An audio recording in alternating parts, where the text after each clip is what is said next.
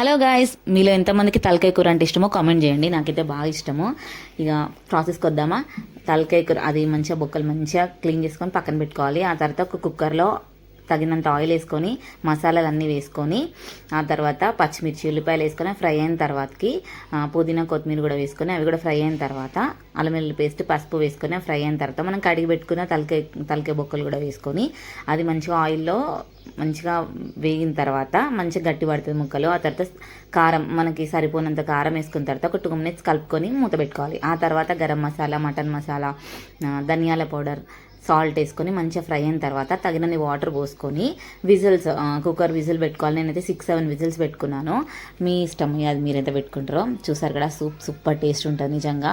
మంచిగా బగారా రైస్ అయితే చేసుకున్నాము. ఇప్పుడు తలకాయ కూరతో bagara rice super combination. Try చేయండి మీరు కూడా. కర్రీ అయితే ఇట్లా వేసుకోండి, చాలా బాగుంటుంది. ముక్క కూడా మంచిగా ఉడికింది. మీరు కూడా ట్రై చేసి కామెంట్ చేయండి.